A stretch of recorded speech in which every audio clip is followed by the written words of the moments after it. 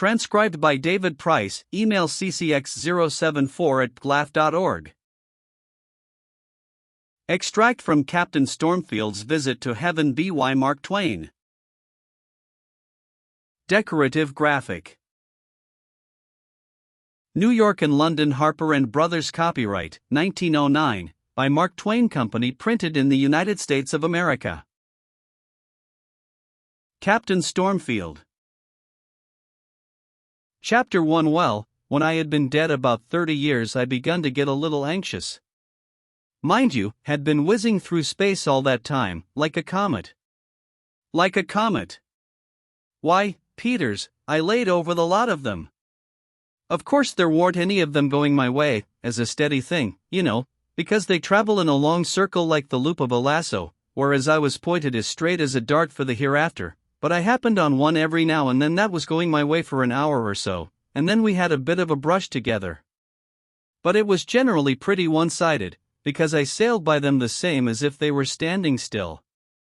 An ordinary comet don't make more than about 200,000 miles a minute. Of course, when I came across one of that sort, like Encke's and Halley's comets, for instance, it weren't anything but just a flash and a vanish, you see. You couldn't rightly call it a race. It was as if the comet was a gravel train and I was a telegraph dispatch. But after I got outside of our astronomical system, I used to flush a comet occasionally that was something like, "We haven't got any such comets, ours don't begin." One night I was swinging along at a good round gait, everything taut and trim, and the wind in my favor. I judged I was going about 1,000,000 miles a minute. It might have been more, it couldn't have been less, when I flushed a most uncommonly big one about 3 points off my starboard bow. By his stern lights I judged he was bearing about northeast and by north half east. Well, it was so near my course that I wouldn't throw away the chance, so I fell off a point, steadied my helm, and went for him. You should have heard me whiz, and seen the electric fur fly. In about a minute and a half I was fringed out with an electrical nimbus that flamed around for miles and miles and lit up all space like broad day. The comet was burning blue in the distance, like a sickly torch, when I first sighted him, but he began to grow bigger and bigger as I crept up on him. I slipped up on him so fast that when I had gone about 150 million miles I was close enough to be swallowed up in the phosphorescent glory of his wake, and I couldn't see anything for the glare. Thinks I, it won't do to run into him, so I shunted to one side and tore along.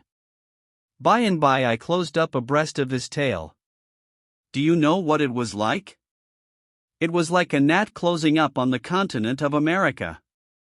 I forged along. By and by I had sailed along his coast for a little upwards of 150 million miles, and then I could see by the shape of him that I hadn't even got up to his waistband yet. Why, Peters, we don't know anything about comets, down here. If you want to see comets that are comets, you've got to go outside of our solar system where there's room for them, you understand. My friend, I've seen comets out there that couldn't even lay down inside the orbits of our noblest comets without their tails hanging over. Well, I boomed along another 150 million miles, and got up abreast his shoulder, as you may say. I was feeling pretty fine, I tell you, but just then I noticed the officer of the deck come to the side and hoist his glass in my direction. Straight off I heard him sing out, "Below there, ahoy! Shake her up, shake her up! Heave on 100 million billion tons of brimstone!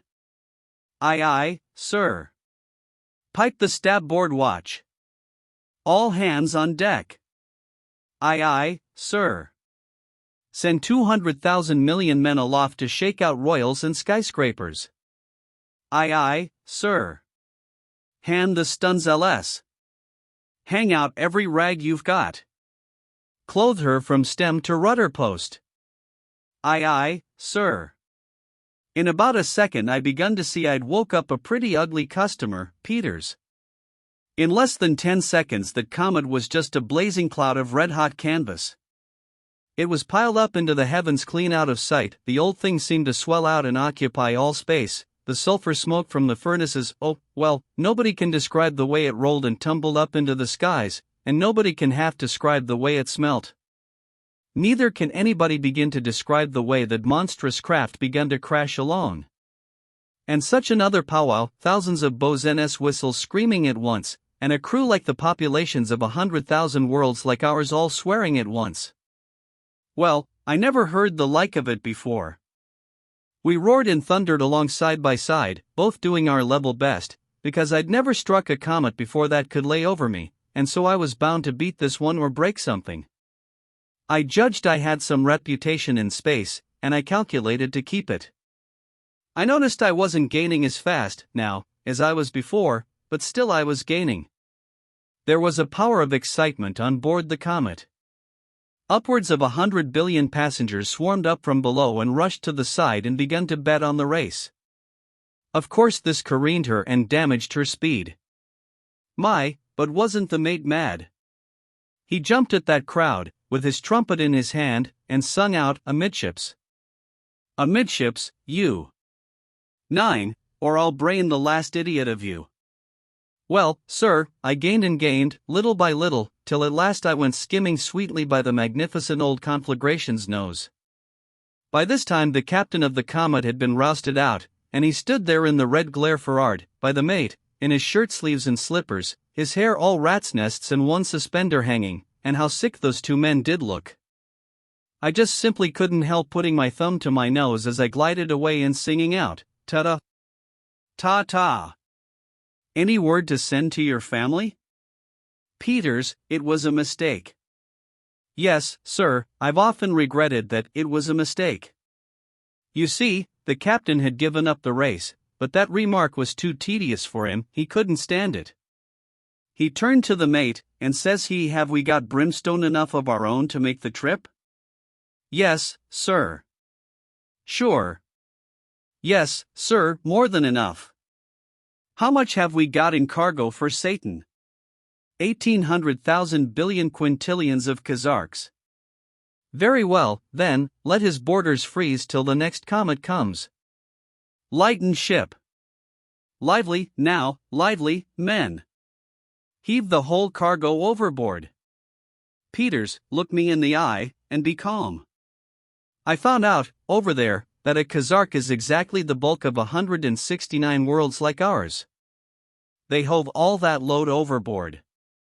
When it fell, it wiped out a considerable raft of stars just as clean as if they'd been candles and somebody blowed them out. As for the race, that was at an end.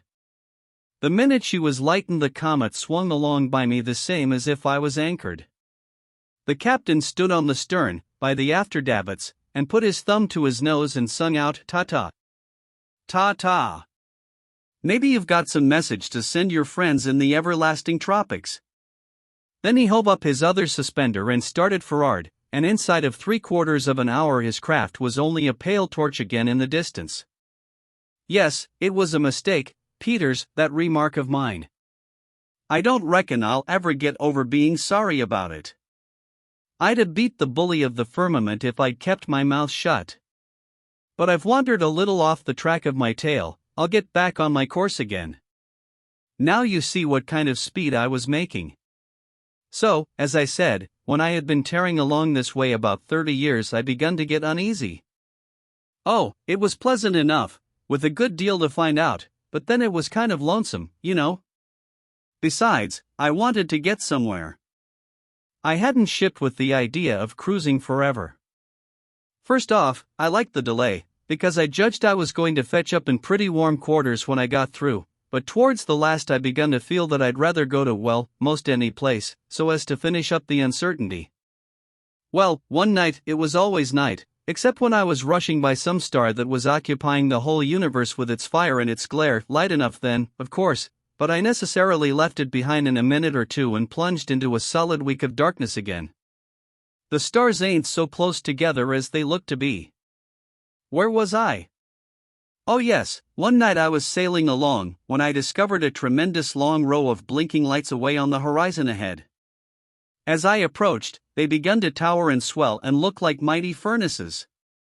Says I to myself, by George, I've arrived at last, and at the wrong place, just as I expected. Then I fainted. I don't know how long I was insensible, but it must have been a good while, for, when I came to, the darkness was all gone and there was the loveliest sunshine and the balmiest, fragrantest air in its place. And there was such a marvelous world spread out before me, such a glowing, beautiful, bewitching country. The things I took for furnaces were gates, miles high, made all of flashing jewels, and they pierced a wall of solid gold that you couldn't see the top of, nor yet the end of, in either direction. I was pointed straight for one of these gates, and a coming like a house of fire. Now I noticed that the skies were black with millions of people, pointed for those gates. What a roar they made, rushing through the air. The ground was as thick as ants with people, 2 billions of them, I judge. I lit. I drifted up to a gate with a swarm of people, and when it was my turn the head clerk says, in a businesslike way, "Well, quick. Where are you from?" "San Francisco," says I. "San Fran what?" says he. "San Francisco." He scratched his head and looked puzzled, then he says, "Is it a planet?" "By George, Peters, think of it." "Planet," says I, "it's a city. And moreover, it's one of the biggest and finest in there, says he, "no time here for conversation. We don't deal in cities here. Where are you from in a general way?" "Oh," I says, "I beg your pardon. Put me down for California." I had him again, Peters. He puzzled a second, then he says, sharp and irritable, "I don't know any such planet. Is it a constellation?" "Oh, my goodness," says I. "Constellation, says you?" "No, it's a state. Man, we don't deal in states here. Will you tell me where you are from in general, at large, don't you understand?" "Oh, now I get your idea," I says. "I'm from America, the United States of America." Peters, do you know I had him again? If I hadn't, I'm a clam. His face was as blank as a target after a malicious shooting match. He turned to an under clerk and says, "Where is America?" "What is America?" The under clerk answered up prompt and says, "There ain't any such orb." "Orb," says I. "Why, what are you talking about, young man?" "It ain't an orb, it's a country, it's a continent. Columbus discovered it. I reckon likely you've heard of him, anyway."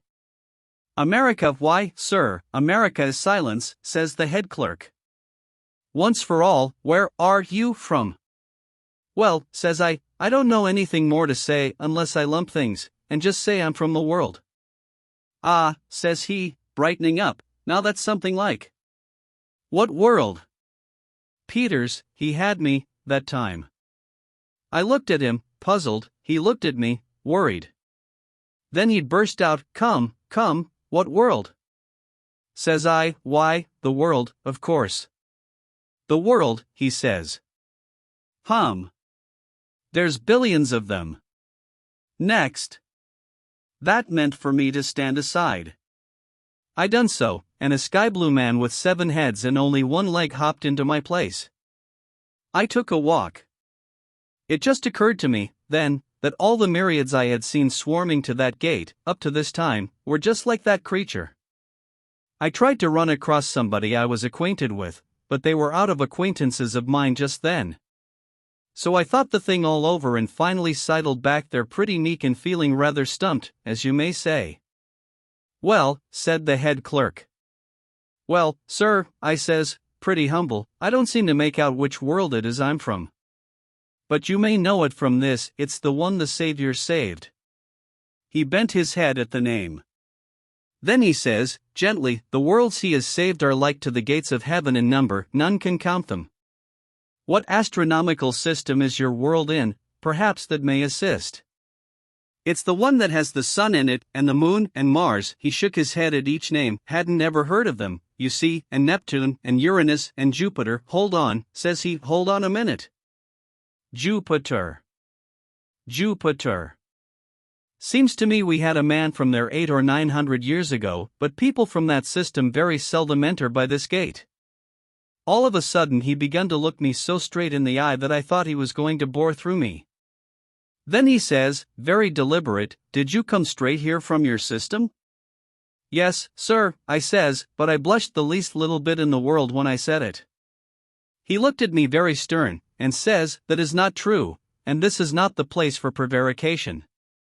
You wandered from your course. How did that happen?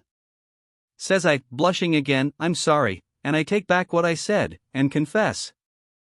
I raced a little with a comet one day, only just the least little bit, only the tiniest lit, so, says he, and without any sugar in his voice to speak of. I went on, and says, but I only fell off just a bare point, and I went right back on my course again the minute the race was over. No matter, that divergence has made all this trouble. It has brought you to a gate that is billions of leagues from the right one. If you had gone to your own gate, they would have known all about your world at once and there would have been no delay.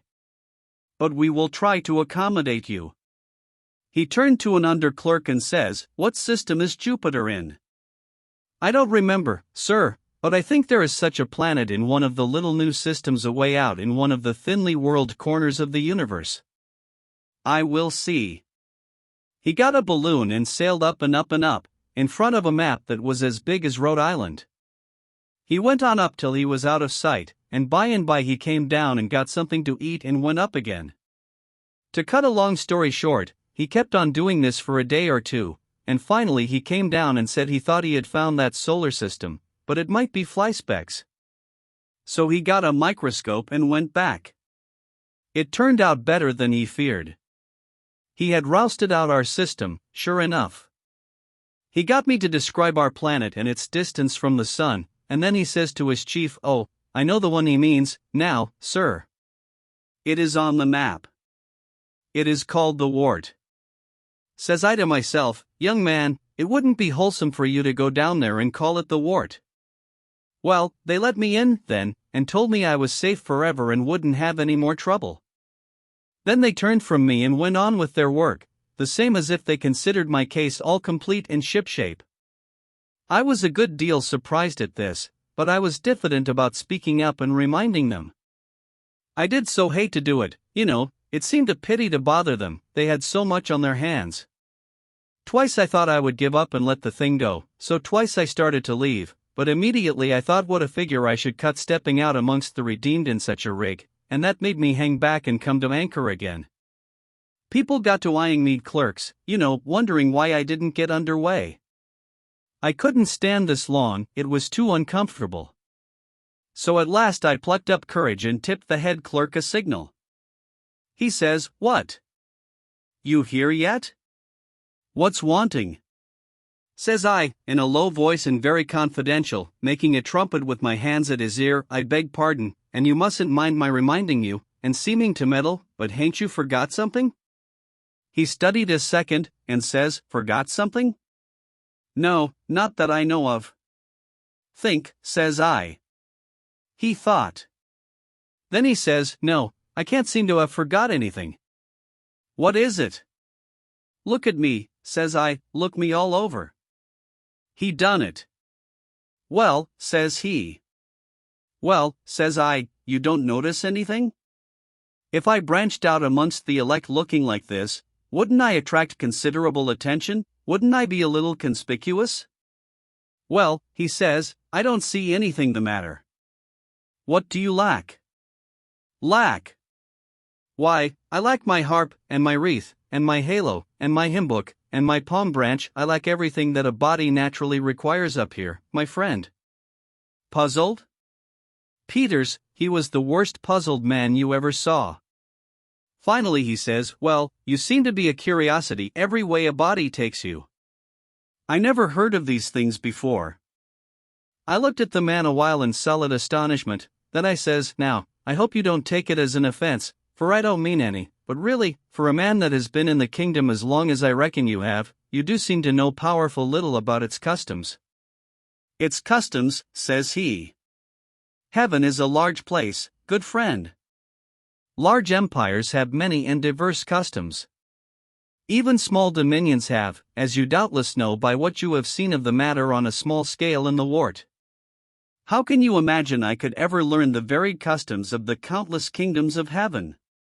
It makes my head ache to think of it.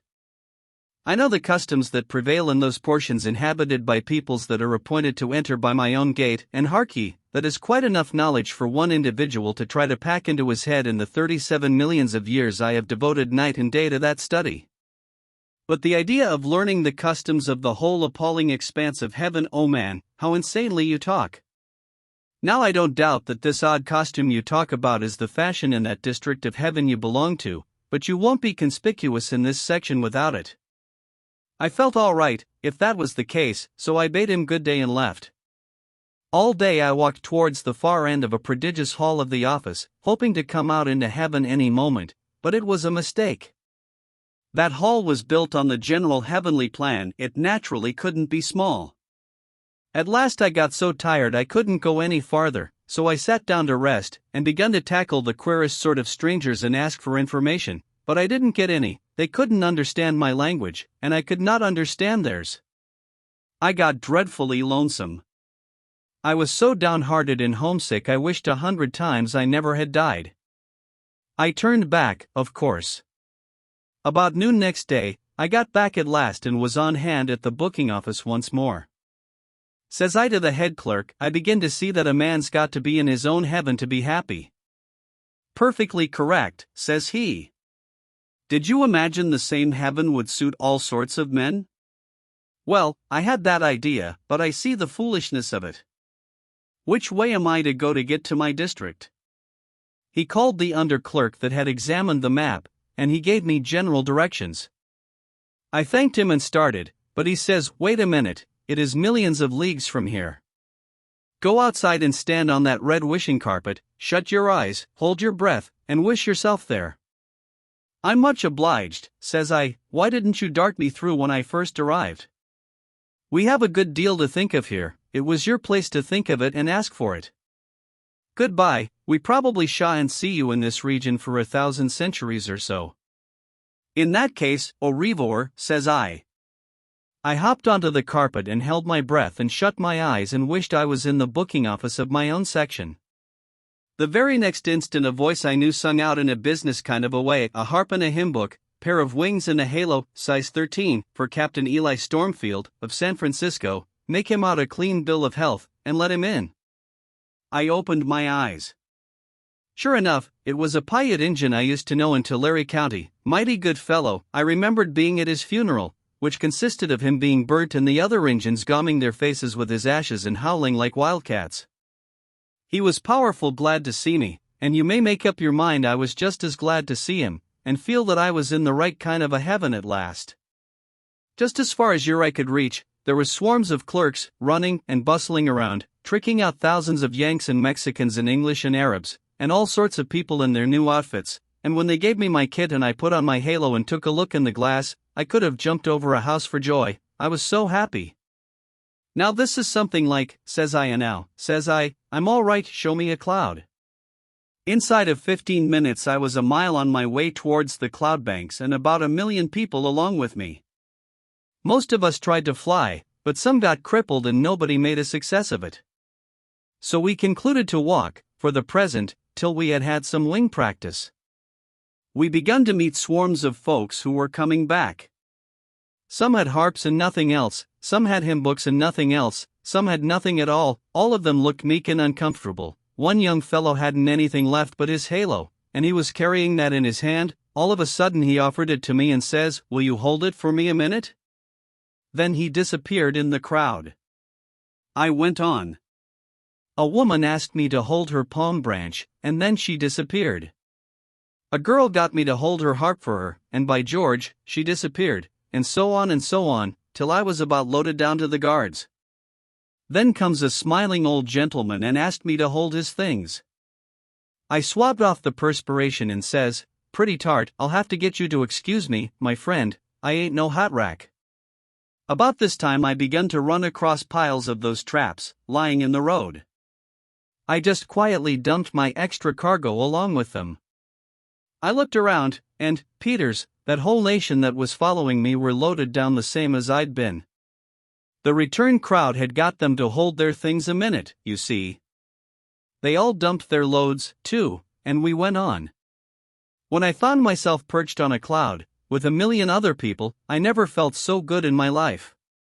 Says I, now this is according to the promises. I've been having my doubts, but now I am in heaven, sure enough. I gave my palm branch a wave or two, for luck, and then I tautened up my harp strings and struck in. Well, Peters, you can't imagine anything like the row we made. It was grand to listen to, and made a body thrill all over, but there was considerable many tunes going on at once, and that was a drawback to the harmony, you understand, and then there was a lot of Injun tribes, and they kept up such another war whooping that they kind of took the tuck out of the music. By and by I quit performing, and judged I'd take a rest. There was quite a nice mild old gentleman sitting next me, and I noticed he didn't take a hand. I encouraged him, but he said he was naturally bashful, and was afraid to try before so many people. By and by the old gentleman said he never could seem to enjoy music somehow. The fact was, I was beginning to feel the same way, but I didn't say anything. Him and I had a considerable long silence, then, but of course it weren't noticeable in that place. After about 16 or 17 hours, during which I played and sung a little, now and then always the same tune, because I didn't know any other, I laid down my harp and begun to fan myself with my palm branch. Then we both got to sighing pretty regular. Finally, says he, don't you know any tune but the one you've been pegging at all day? Not another blessed one, says I. Don't you reckon you could learn another one, says he. Never, says I. I've tried to, but I couldn't manage it. It's a long time to hang to the one eternity, you know.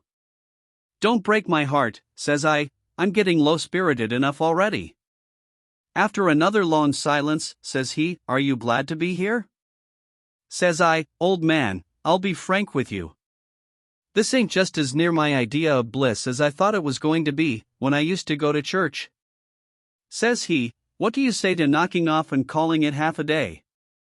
That's me, says I never wanted to get off watch so bad in my life. So we started.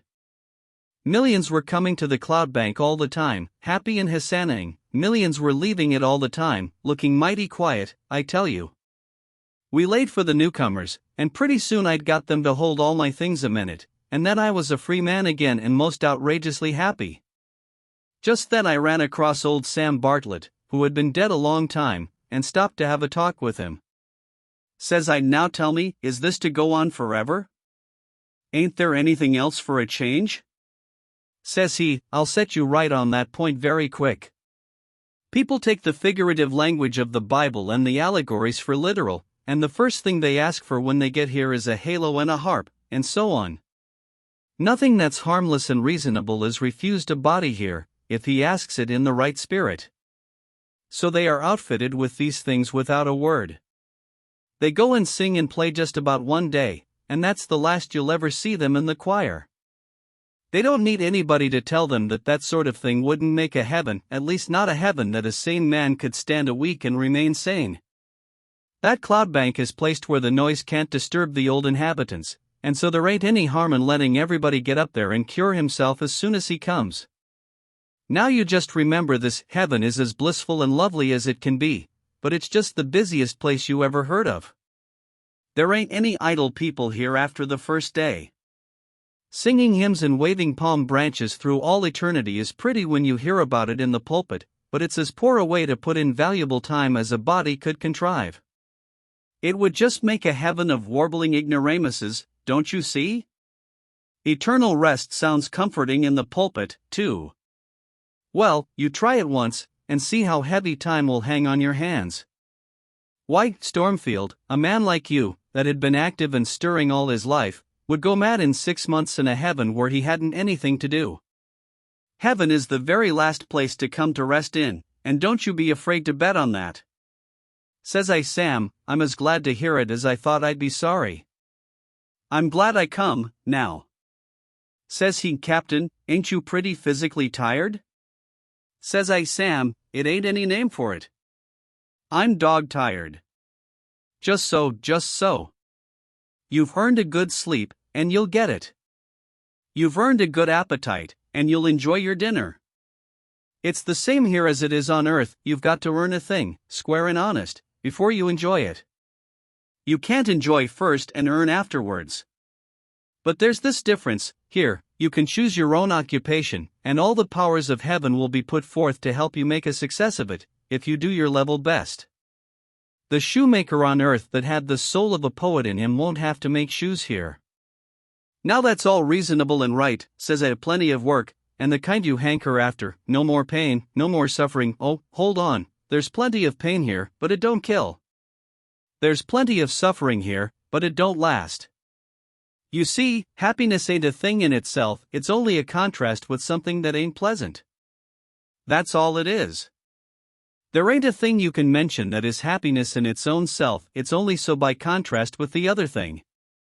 And so, as soon as the novelty is over and the force of the contrast dulled, it ain't happiness any longer, and you have to get something fresh. Well, there's plenty of pain and suffering in heaven, consequently there's plenty of contrasts, and just no end of happiness. Says I, it's the sensiblest heaven I've heard of yet, Sam, though it's about as different from the one I was brought up on as a live princess is different from her own wax figure. Along in the first months I knocked around about the kingdom, making friends and looking at the country, and finally settled down in a pretty likely region, to have a rest before taking another start. I went on making acquaintances and gathering up information. I had a good deal of talk with an old bald-headed angel by the name of Sandy McWilliams. He was from somewhere in New Jersey. I went about with him, considerable. We used to lay around, warm afternoons, in the shade of a rock, on some meadow ground that was pretty high and out of the marshy slush of his cranberry farm, and there we used to talk about all kinds of things, and smoke pipes. One day, says I, about how old might you be, Sandy? 72. I judged so.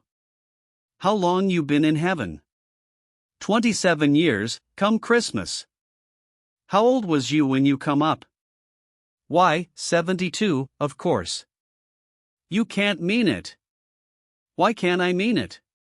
Because, if you was 72 then, you are naturally 99 now.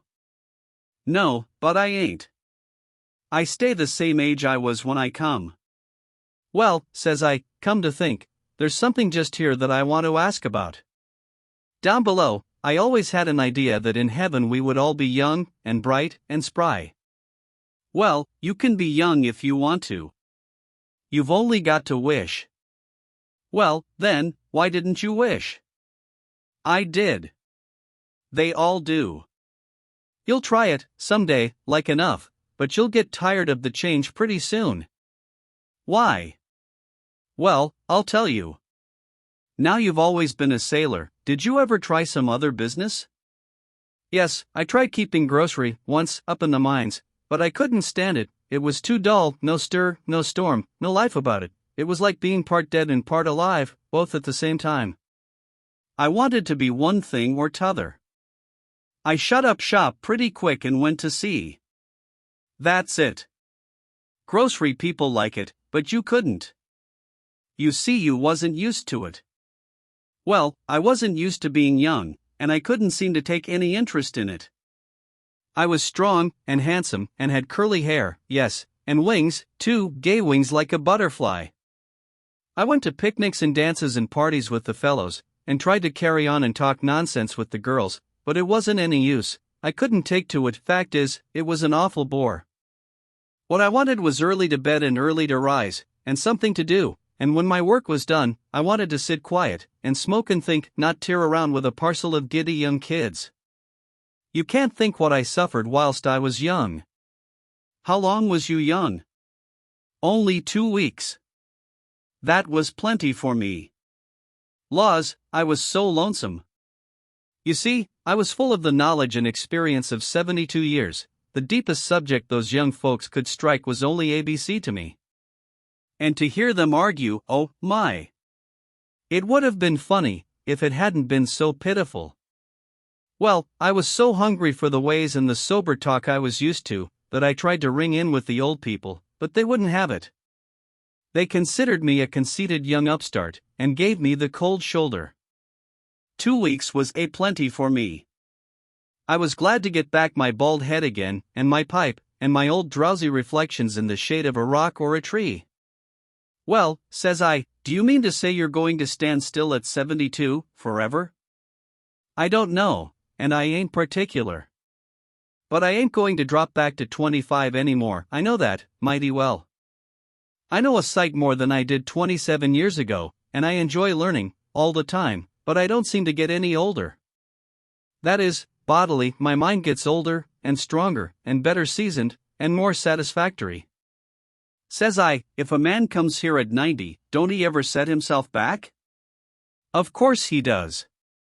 He sets himself back to 14, tries it a couple of hours, and feels like a fool, sets himself forward to 20, it ain't much improvement, tries 30, 50, 80, and finally 90, finds he is more at home and comfortable at the same old figure he is used to than any other way. Or, if his mind begun to fail him on earth at 80, that's where he finally sticks up here. He sticks at the place where his mind was last at its best, for there's where his enjoyment is best, and his ways most set and established. Does a chap of 25 stay always 25, and look it? If he is a fool, yes. But if he is bright, and ambitious and industrious, the knowledge he gains and the experiences he has change his ways and thoughts and likings, and make him find his best pleasure in the company of people above that age, so he allows his body to take on that look of as many added years as he needs to make him comfortable and proper in that sort of society. He lets his body go on taking the look of age, according as he progresses, and by he will be bald and wrinkled outside, and wise and deep within. Babies the same? Babies the same. Laws, what asses we used to be, on earth, about these things. We said we'd be always young in heaven. We didn't say how young, we didn't think of that, perhaps, that is, we didn't all think alike, anyway.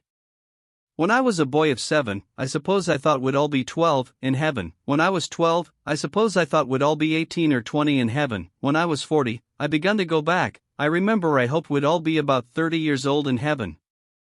Neither a man nor a boy ever thinks the age he has is exactly the best one, he puts the right age a few years older or a few years younger than he is. Then he makes that ideal age the general age of the heavenly people. And he expects everybody to stick at that age, stand stock still, and expects them to enjoy it. Now just think of the idea of standing still in heaven. Think of a heaven made up entirely of hoop-rolling, marble-playing cubs of 7 years, or of awkward, diffident, sentimental immaturities of 19, or of vigorous people of 30, healthy-minded, brimming with ambition, but chained hand and foot to that one age and its limitations like so many helpless galley slaves. Think of the dull sameness of a society made up of people all of one age and one set of looks, habits, tastes, and feelings. Think how superior to it Earth would be, with its variety of types and faces and ages, and the enlivening attrition of the myriad interests that come into pleasant collision in such a variegated society. Look here, says I, do you know what you're doing? Well, what am I doing? You are making heaven pretty comfortable in one way, but you are playing the mischief with it in another. How'd you mean? Well, I says, take a young mother that's lost her child, and he says. Look. It was a woman. Middle-aged, and had grizzled hair. She was walking slow, and her head was bent down, and her wings hanging limp and droopy, and she looked ever so tired, and was crying, poor thing. She passed along by, with her head down, that way, and the tears running down her face, and didn't see us. Then Sandy said, low and gentle, and full of pity, she's hunting for her child. No, found it, I reckon. Lord, how she's changed. But I recognized her in a minute, though it's 27 years since I saw her. A young mother she was, about 22 or 4, or along there, and blooming and lovely and sweet. Oh, just a flower. And all her heart and all her soul was wrapped up in her child, her little girl, 2 years old. And it died, and she went wild with grief, just wild. Well, the only comfort she had was that she'd see her child again, in heaven, never more to part, she said, and kept on saying it over and over, never more to part. And the words made her happy, yes, they did, they made her joyful, and when I was dying, 27 years ago, she told me to find her child the first thing, and say she was coming soon, very soon, she hoped and believed. Why, it's pitiful, Sandy. He didn't say anything for a while, but sat looking at the ground, thinking. Then he says, kind of mournful, and now she's come. Well. Go on. Stormfield, maybe she hasn't found the child, but I think she has. Looks so to me. I've seen cases before. You see, she's kept that child in her head just the same as it was when she jounced it in her arms, a little chubby thing. But here it didn't elect to stay a child. No, it elected to grow up, which it did. And in these 27 years it has learned all the deep scientific learning there is to learn, and is studying and studying and learning more and more, all the time, and don't give a damn for anything but learning, just learning, and discussing gigantic problems with people like herself. Well, Stormfield, don't you see? Her mother knows cranberries, and how to tend them, and pick them, and put them up, and market them, and not another blamed thing. Her and her daughter can't be any more company for each other now than Mud Turtle and Bird O' Paradise. Poor thing, she was looking for a baby to jounce. I think she struck a disappointment. Sandy, what will they do, stay unhappy forever in heaven? No, they'll come together and get adjusted by and by. But not this year, and not next. By and by. Chapter 2. I had been having considerable trouble with my wings. The day after I helped the choir I made a dash or two with them, but was not lucky. First off, I flew 30 yards, and then fouled an Irishman and brought us both down, in fact. Next, I had a collision with a bishop and bowled him down, of course. We had some sharp words, and I felt pretty cheap to come banging into a grave old person like that, with a million strangers looking on and smiling to themselves. I saw I hadn't got the hang of the steering, and so couldn't rightly tell where I was going to bring up when I started. I went afoot the rest of the day, and let my wings hang. Early next morning I went to a private place to have some practice. I got up on a pretty high rock, and got a good start, and went swooping down, aiming for a bush a little over 300 yards off, but I couldn't seem to calculate for the wind, which was about 2 points abaft my beam. I could see I was going considerable to lord of the bush, so I worked my starboard wing slow and went ahead strong on the port one, but it wouldn't answer. I could see I was going to broach to, so I slowed down on both, and lit. I went back to the rock and took another chance at it. I aimed 2 or 3 points to starboard of the bush, yes, more than that, enough so as to make it nearly a headwind. I done well enough, but made pretty poor time. I could see, plain enough, that on a headwind, wings was a mistake. I could see that a body could sail pretty close to the wind, but he couldn't go in the wind's eye. I could see that if I wanted to go away visiting any distance from home, and the wind was ahead, I might have to wait days, maybe, for a change, and I could see, too, that these things could not be any use at all in a gale. If you tried to run before the wind, you would make a mess of it, for there isn't any way to shorten sail, like reefing, you have to take it all and you shut your feathers down flat to your sides. That would land you, of course. You could lay to, with your head to the wind, that is the best you could do, and right hard work you'd find it, too. If you tried any other game, you would founder, sure.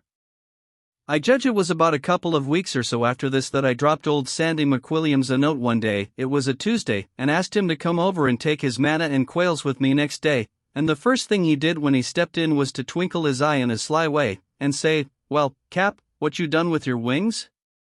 I saw in a minute that there was some sarcasm done up in that rag somewheres, but I never let on. I only says, "Gone to the wash." "Yes," he says, in a dry sort of way, "they mostly go to the wash about this time, I've often noticed it. Fresh angels are powerful neat. When do you look for 'em back?" "Day after tomorrow," says I. He winked at me, and smiled. Says I, "Sandy, out with it. Come, no secrets among friends. I notice you don't ever wear wings, and plenty others don't. I've been making an ass of myself, is that it?" "That is about the size of it. But it is no harm. We all do it at first. It's perfectly natural. You see, on Earth we jump to such foolish conclusions as to things up here. In the pictures we always saw the angels with wings on, and that was all right, but we jumped to the conclusion that that was their way of getting around, and that was all wrong. The wings ain't anything but a uniform, that's all. When they are in the field, so to speak, they always wear them. You never see an angel going with a message anywhere without his wings, any more than you would see a military officer presiding at a court-martial without his uniform, or a postman delivering letters, or a policeman walking his beat, in plain clothes. But they ain't to fly with. The wings are for show, not for use. Old experienced angels are like officers of the regular army, they dress plain when they are off duty.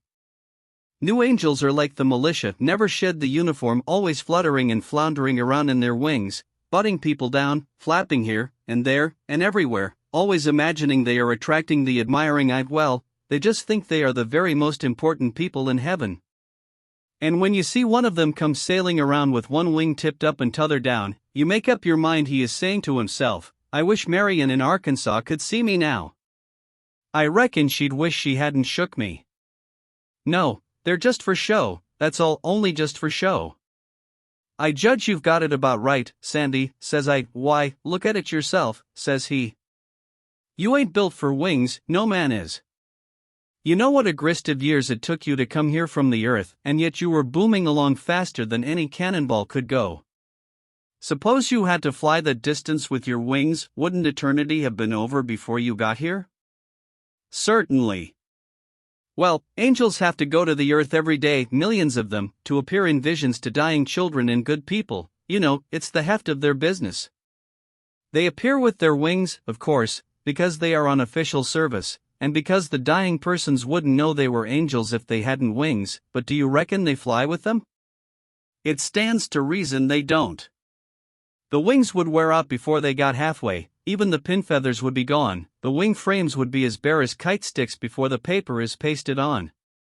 The distances in heaven are billions of times greater. Angels have to go all over heaven every day. Could they do it with their wings alone?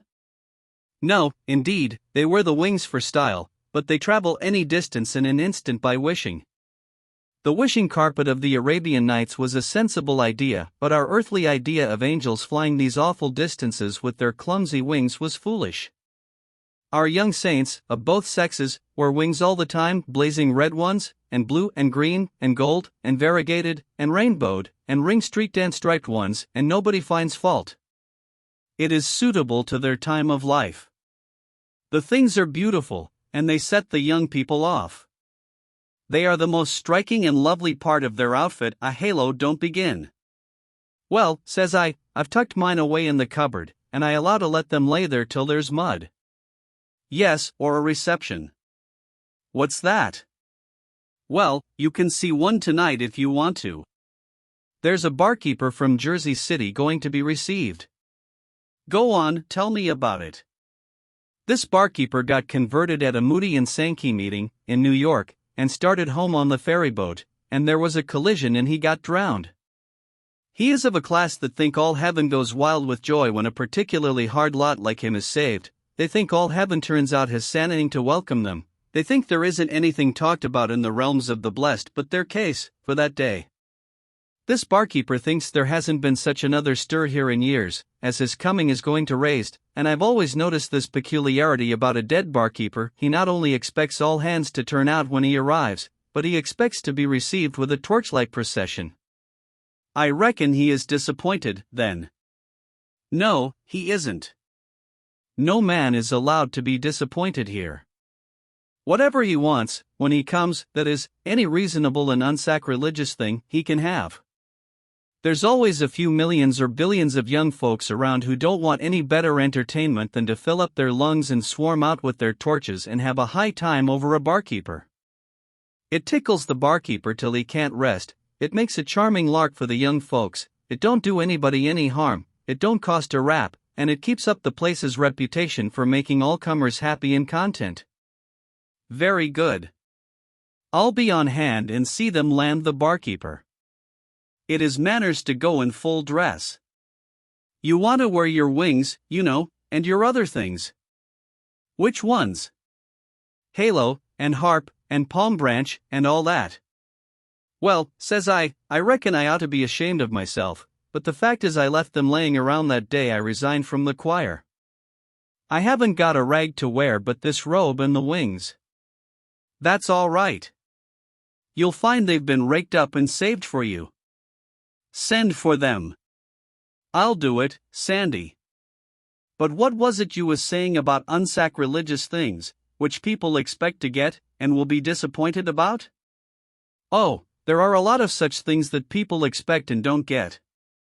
For instance, there's a Brooklyn preacher by the name of Talmage, who is laying up a considerable disappointment for himself. He says, every now and then in his sermons, that the first thing he does when he gets to heaven will be to fling his arms around Abraham, Isaac, and Jacob, and kiss them and weep on them. There's millions of people down there on earth that are promising themselves the same thing. As many as 60,000 people arrive here every single day, that want to run straight to Abraham, Isaac, and Jacob, and hug them and weep on them. Now mind you, 60,000 a day is a pretty heavy contract for those old people. If they were a mind to allow it, they would never have anything to do, year in and year out, but stand up and be hugged and wept on 32 hours in the 24. They would be tired out and as wet as muskrats all the time. What would heaven be, to them? It would be a mighty good place to get out of, you know that, yourself. Those are kind and gentle old Jews, but they ain't any fonder of kissing the emotional highlights of Brooklyn than you be. You mark my words, Mr. T.'s endearments are going to be declined, with thanks. There are limits to the privileges of the elect, even in heaven. Why, if Adam was to show himself to every newcomer that wants to call and gaze at him and strike him for his autograph, he would never have time to do anything else but just that. Talmage has said he is going to give Adam some of his attentions, as well as A, I, and J. But he will have to change his mind about that. Do you think Talmage will really come here? Why, certainly, he will, but don't you be alarmed, he will run with his own kind, and there's plenty of them. That is the main charm of heaven, there's all kinds here, which wouldn't be the case if you let the preachers tell it. Anybody can find the sort he prefers, here, and he just lets the others alone, and they let him alone. When the deity builds a heaven, it is built right, and on a liberal plan. Sandy sent home for his things, and I sent for mine, and about 9 in the evening we begun to dress. Sandy says, "This is going to be a grand time for you, Stormy. Like as not some of the patriarchs will turn out." No, but will they?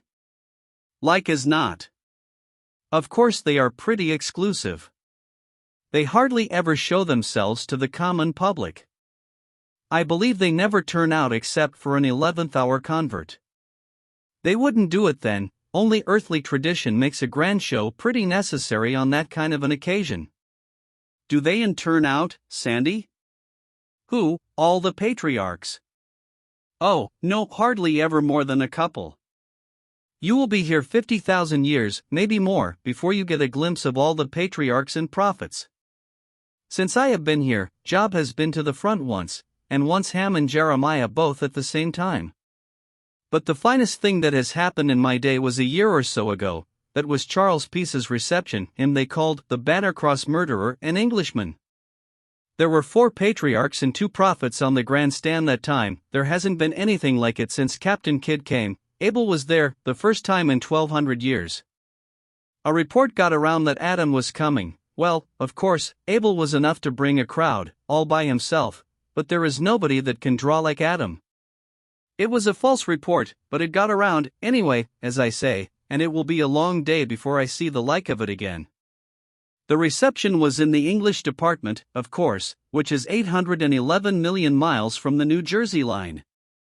I went, along with a good many of my neighbors, and it was a sight to see, I can tell you. Flocks came from all the departments. I saw Eskimo there, and Tartars, Negroes, Chinamen, people from everywhere. You see a mixture like that in the Grand Choir, the first day you land here, but you hardly ever see it again.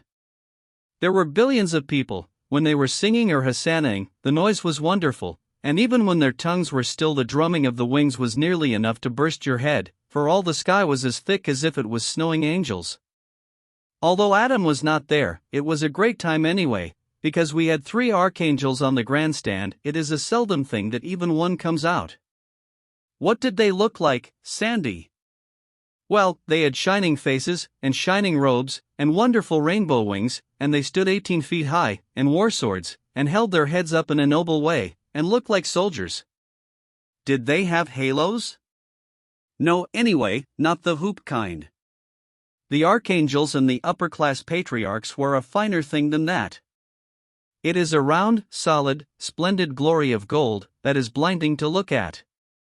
You have often seen a patriarch in a picture, on earth, with that thing on, you remember it, he looks as if he had his head in a brass platter.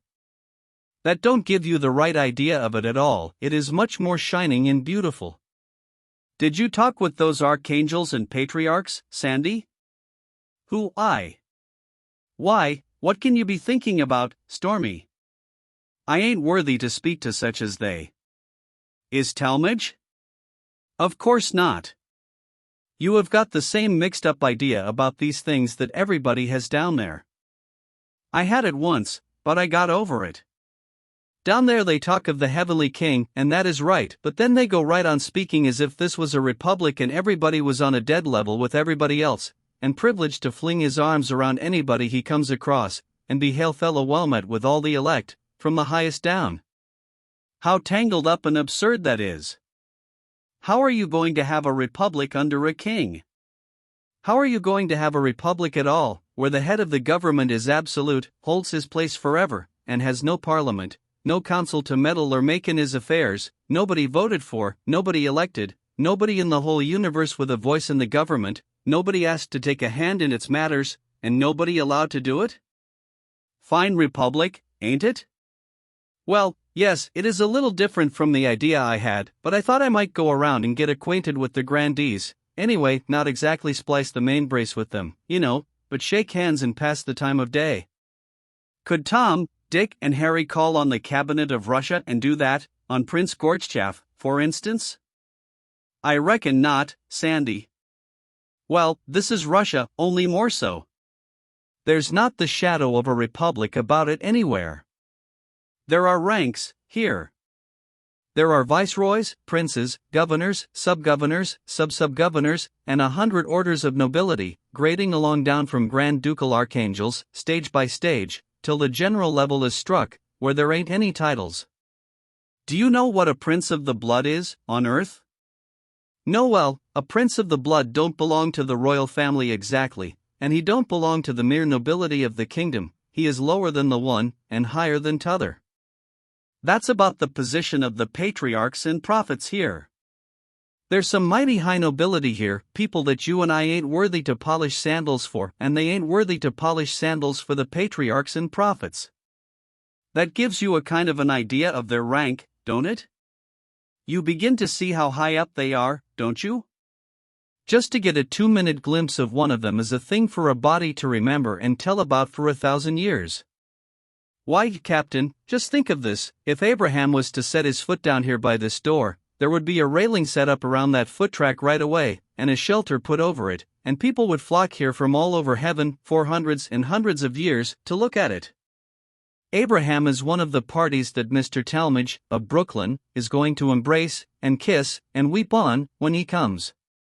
He wants to lay in a good stock of tears, you know, or 5 to 1 he will go dry before he gets a chance to do it. Sandy, says I had an idea that I was going to be equals with everybody here, too, but I will let that drop. It don't matter, and I am plenty happy enough anyway. Captain, you are happier than you would be, the other way. These old patriarchs and prophets have got ages the start of you, they know more in 2 minutes than you know in a year. Did you ever try to have a sociable improving time discussing winds, and currents, and variations of compass with an undertaker? I get your idea, Sandy. He couldn't interest me. He would be an ignoramus in such things, he would bore me, and I would bore him. You have got it. You would bore the patriarchs when you talked, and when they talked they would shoot over your head. By and by you would say, "Good morning, Your Eminence, I will call again," but you wouldn't. Did you ever ask the slush boy to come up in the cabin and take dinner with you? I get your drift again, Sandy. I wouldn't be used to such grand people as the patriarchs and prophets, and I would be sheepish and tongue-tied in their company, and mighty glad to get out of it. Sandy, which is the highest rank, patriarch or prophet? Oh, the prophets hold over the patriarchs. The newest prophet, even, is of a sight more consequence than the oldest patriarch. Yes, sir, Adam himself has to walk behind Shakespeare. Was Shakespeare a prophet? Of course he was, and so was Homer, and heaps more. But Shakespeare and the rest have to walk behind a common tailor from Tennessee, by the name of Billings, and behind a horse doctor named Saka, from Afghanistan.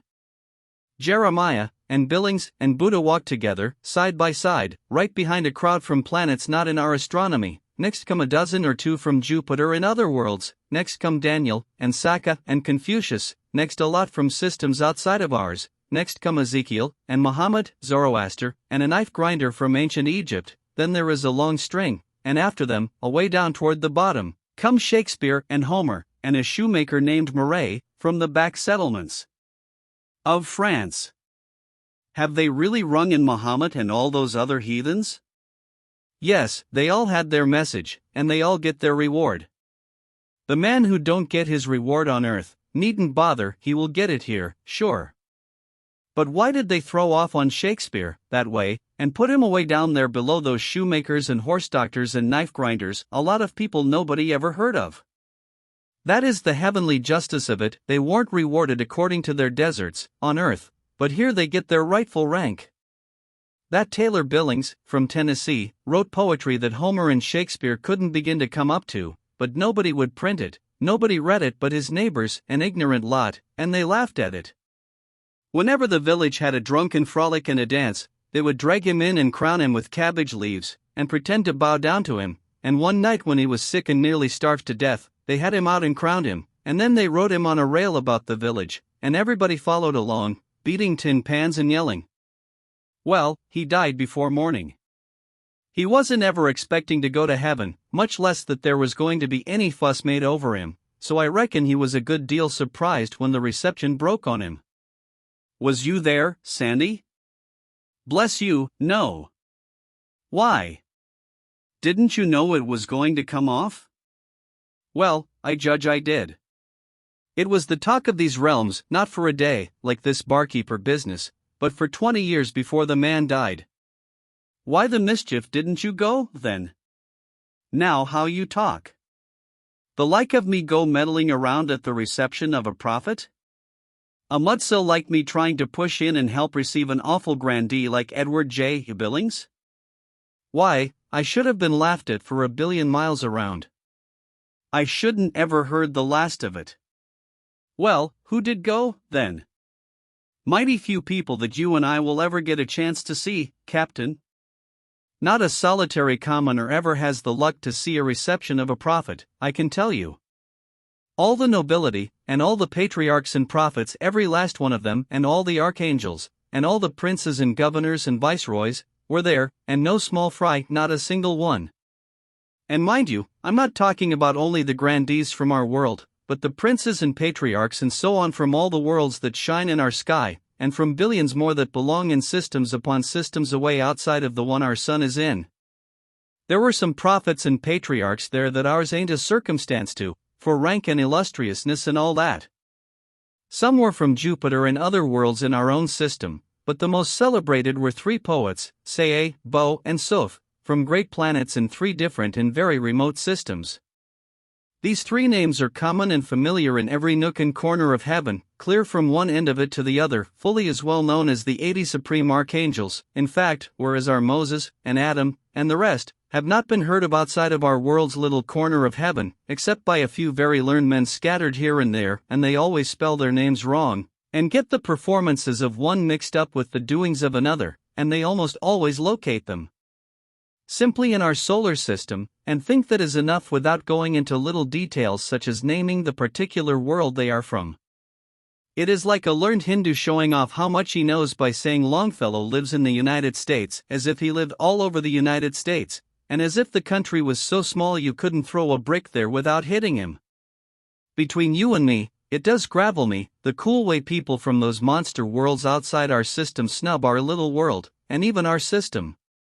Of course we think a good deal of Jupiter, because our world is only a potato to it, for size, but then there are worlds in other systems that Jupiter isn't even a mustard seed to, like the planet Gubra, for instance, which you couldn't squeeze inside the orbit of Halley's Comet without straining the rivets.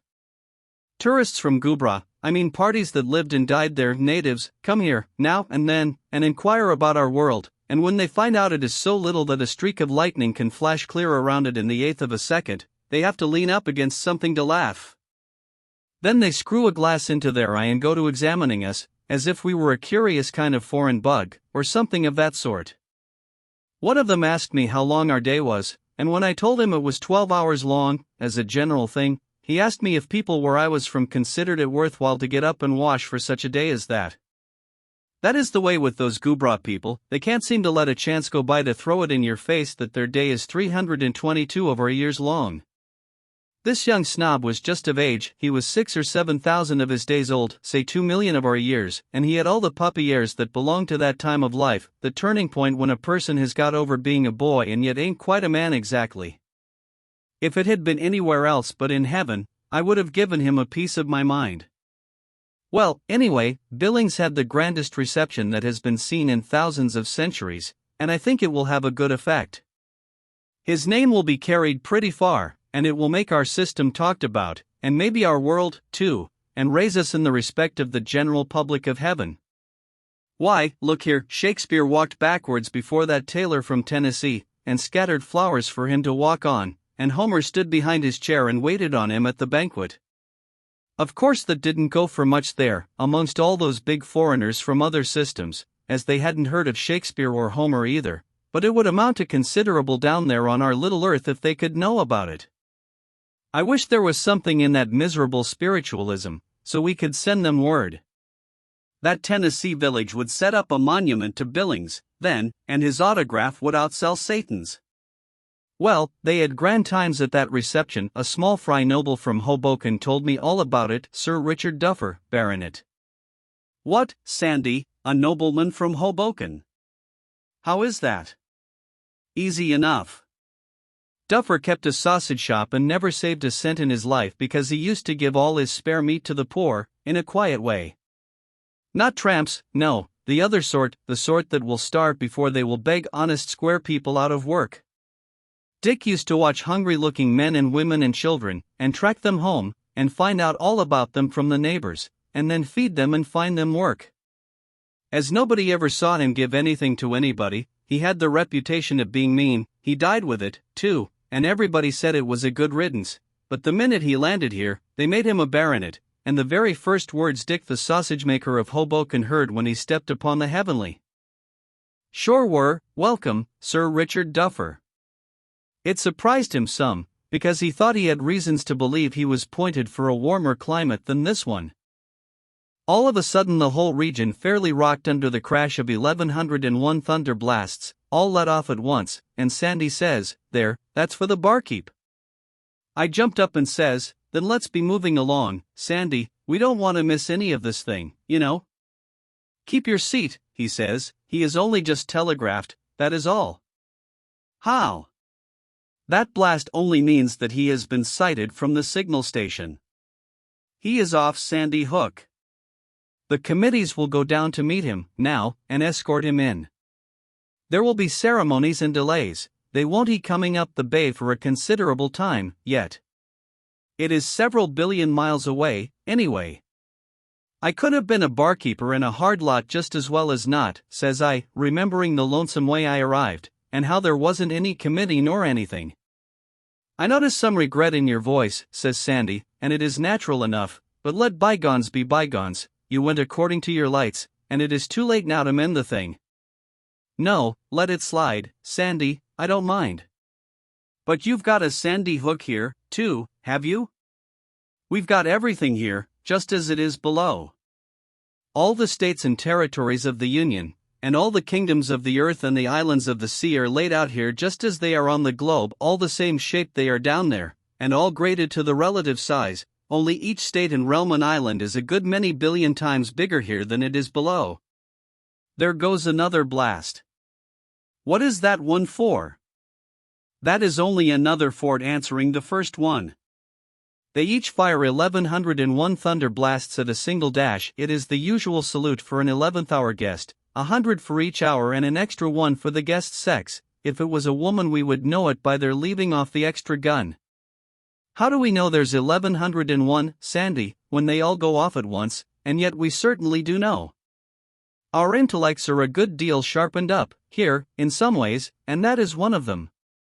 Numbers and sizes and distances are so great, here, that we have to be made so we can feel them. Our old ways of counting and measuring and ciphering would never give us an idea of them, but would only confuse us and oppress us and make our heads ache. After some more talk about this, I says, Sandy, I notice that I hardly ever see a white angel. Where I run across one white angel, I strike as many as 100 million copper-colored ones, people that can't speak English.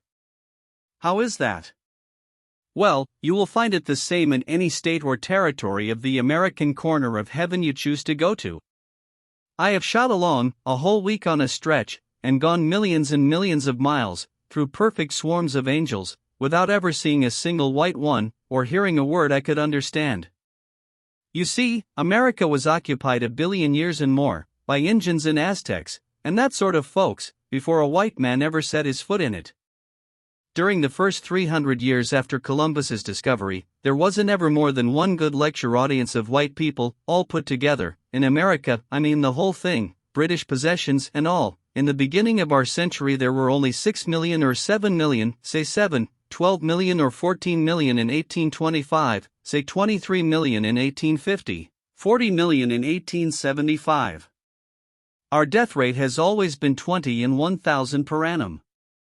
Well, 140,000 died the first year of the century, 280,000 the 25th year, 500,000 the 50th year, about 1 million the 75th year. Now I am going to be liberal about this thing, and consider that 50 million whites have died in America from the beginning up to today. Make it 60. If you want to, make it 100 million, it's no difference about a few millions one way or t'other. Well, now, you can see, yourself, that when you come to spread a little dab of people like that over these hundreds of billions of miles of American territory here in heaven, it is like scattering a 10-cent box of homeopathic pills over the Great Sahara and expecting to find them again. You can't expect us to amount to anything in heaven, and we don't now, that is the simple fact, and we have got to do the best we can with it. The learned men from other planets and other systems come here and hang around a while, when they are touring around the kingdom, and then go back to their own section of heaven and write a book of travels, and they give America about 5 lines in it. And what do they say about us? They say this wilderness is populated with a scattering few 100,000 billions of red angels, with now and then a curiously complected diseased one. You see, they think we whites and the occasional nigger are Injuns that have been bleached out or blackened by some leprous disease or other, for some peculiarly rascally sin, mind you. It is a mighty sour pill for us all, my friend, even the modestest of us, let alone the other kind, that think they are going to be received like a long-lost government bond, and hug Abraham into the bargain. I haven't asked you any of the particulars, Captain, but I judge it goes without saying, if my experience is worth anything, that there wasn't much of a hurrah made over you when you arrived, now was there? Don't mention it, Sandy, says I, coloring up a little. I wouldn't have had the family see it for any amount you are a mind to name. Change the subject, Sandy, change the subject. Well, do you think of settling in the California Department of Bliss? I don't know. I wasn't calculating on doing anything really definite in that direction till the family come. I thought I would just look around, meantime, in a quiet way, and make up my mind. Besides, I know a good many dead people, and I was calculating to hunt them up and swap a little gossip with them about friends, and old times, and one thing or another, and ask them how they like it here, as far as they have got. I reckon my wife will want to camp in the California range, though, because most all her departed will be there, and she likes to be with folks she knows. Don't you let her. You see what the Jersey district of heaven is, for whites. Well, the Californian district is 1,000 times worse. It swarms with a mean kind of leather-headed mud-colored angels, and your nearest white neighbor is likely to be 1,000,000 miles away. What a man mostly misses, in heaven, is company of his own sort and color and language. I have come near settling in the European part of heaven once or twice on that account. Well, why didn't you, Sandy? Oh, various reasons. For one thing, although you see plenty of whites there, you can't understand any of them, hardly, and so you go about as hungry for talk as you do here. I like to look at a Russian or a German or an Italian. I even like to look at a Frenchman if I ever have the luck to catch him engaged in anything that ain't indelicate. But looking don't cure the hunger, what you want is talk. Well, there's England, Sandy, the English district of heaven. Yes, but it is not so very much better than this end of the heavenly domain. As long as you run across Englishmen born this side of 300 years ago, you are all right, but the minute you get back of Elizabeth's time the language begins to fog up, and the further back you go the foggier it gets. I had some talk with one Langland and a man by the name of Chaucer, old-time poets, but it was no use. I couldn't quite understand them, and they couldn't quite understand me. I have had letters from them since, but it is such broken English I can't make it out. Back of those men's time the English are just simply foreigners, nothing more, nothing less. They talk Danish, German, Norman French, and sometimes a mixture of all three. Back of them, they talk Latin, and ancient British, Irish, and Gaelic, and then back of these come billions and billions of pure savages that talk a gibberish that Satan himself couldn't understand. The fact is, where you strike one man in the English settlements that you can understand, you wade through awful swarms that talk something you can't make head nor tail of. You see, every country on earth has been overlaid so often, in the course of 1 billion years, with different kinds of people and different sorts of languages, that this sort of mongrel business was bound to be the result in heaven. Sandy, says I, did you see a good many of the great people history tells about? Yes, plenty. I saw kings and all sorts of distinguished people. Do the kings rank just as they did below? No, a body can't bring his rank up here with him. Divine right is a good enough earthly romance, but it don't go here. Kings drop down to the general level as soon as they reach the realms of grace. I knew Charles II very well, one of the most popular comedians in the English section, draws first rate. There are better, of course, people that were never heard of on earth, but Charles is making a very good reputation indeed, and is considered a rising man. Richard the Lionhearted is in the prize ring, and coming into considerable favor. Henry VIII is a tragedian, and the scenes where he kills people are done to the very life. Henry VI keeps a religious book stand. Did you ever see Napoleon, Sandy? Often, sometimes in the Corsican range, sometimes in the French. He always hunts up a conspicuous place, and goes frowning around with his arms folded and his field-glass under his arm, looking as grand, gloomy and peculiar as his reputation calls for, and very much bothered because he don't stand as high, here, for a soldier, as he expected to. Why, who stands higher? Oh, a lot of people we never heard of before, the shoemaker and horse doctor and knife grinder kind, clodhoppers from goodness knows where that never handled a sword or fired a shot in their lives, but the soldiership was in them, though they never had a chance to show it. But here they take their right place, and Caesar and Napoleon and Alexander have to take a back seat. The greatest military genius our world ever produced was a bricklayer from somewhere back of Boston, died during the Revolution, by the name of Absalom Jones. Wherever he goes, crowds flock to see him. You see, everybody knows that if he had had a chance he would have shown the world some generalship that would have made all generalship before look like child's play and prentice work. But he never got a chance. He tried heaps of times to enlist as a private, but he had lost both thumbs and a couple of front teeth, and the recruiting sergeant wouldn't pass him. However, as I say, everybody knows, now, what he would have been, and so they flock by the million to get a glimpse of him whenever they hear he is going to be anywhere. Caesar, and Hannibal, and Alexander, and Napoleon are all on his staff, and ever so many more great generals, but the public hardly care to look at them when he is around. Boom! There goes another salute. The barkeeper's off quarantine now. Sandy and I put on our things. Then we made a wish, and in a second we were at the reception place. We stood on the edge of the ocean of space, and looked out over the dimness, but couldn't make out anything. Close by us was the grandstand, tier on tier of dim thrones rising up toward the zenith. From each side of it spread away the tiers of seats for the general public. They spread away for leagues and leagues, you couldn't see the ends. They were empty and still, and hadn't a cheerful look, but looked dreary, like a theater before anybody comes, gas turned down. Sandy says, "We'll sit down here and wait." We'll see the head of the procession come in sight away off yonder pretty soon, now. Says I, it's pretty lonesome, Sandy, I reckon there's a hitch somewheres. Nobody but just you and me, it ain't much of a display for the barkeeper. Don't you fret, it's all right. There'll be one more gunfire, then you'll see. In a little while we noticed a sort of a lightish flush, away off on the horizon. Head of the torchlight procession, says Sandy. It spread, and got lighter and brighter, soon it had a strong glare like a locomotive headlight. It kept on getting brighter and brighter till it was like the sun peeping above the horizon line at sea. The big red rays shot high up into the sky. Keep your eyes on the grandstand and the miles of seats sharp, says Sandy, and listen for the gunfire. Just then it burst out, boom boom boom, like a million thunderstorms in one, and made the whole heavens rock. Then there was a sudden and awful glare of light all about us, and in that very instant every one of the millions of seats was occupied. And as far as you could see, in both directions, was just a solid pack of people, and the place was all splendidly lit up. It was enough to take a body's breath away. Sandy says, that is the way we do it here. No time fooled away, nobody straggling in after the curtain's up. Wishing is quicker work than traveling. A quarter of a second ago these folks were millions of miles from here.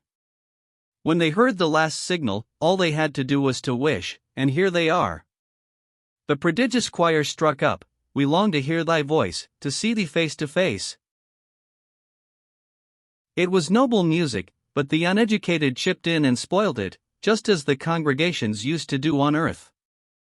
The head of the procession began to pass, now, and it was a wonderful sight. It swept along, thick and solid, 500,000 angels abreast, and every angel carrying a torch and singing. The whirring thunder of the wings made a body's head ache. You could follow the line of the procession back, and slanting upward into the sky, far away in a glittering snaky rope, till it was only a faint streak in the distance. The rush went on, for a long time, and at last, sure enough, along comes the barkeeper, and then everybody rose, and a cheer went up that made the heavens shake, I tell you.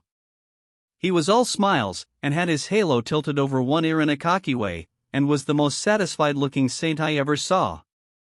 While he marched up the steps of the grandstand, the choir struck up, the whole wide heaven groans, and waits to hear that voice.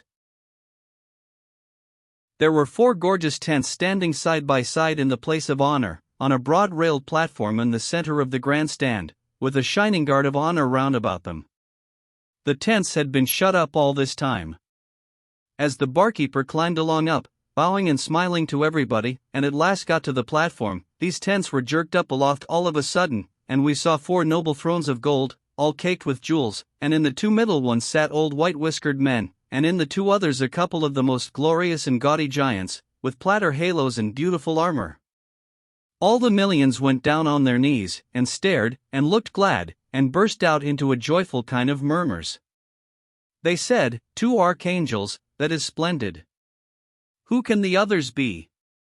The archangels gave the barkeeper a stiff little military bow. The 2 old men rose, one of them said, Moses and Esau welcome thee, and then all the 4 vanished, and the thrones were empty.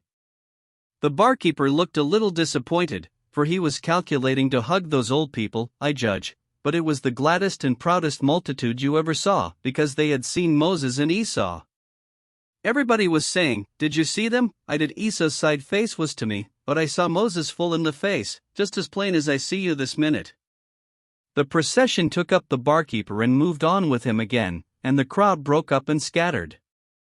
As we went along home, Sandy said it was a great success, and the barkeeper would have a right to be proud of it forever.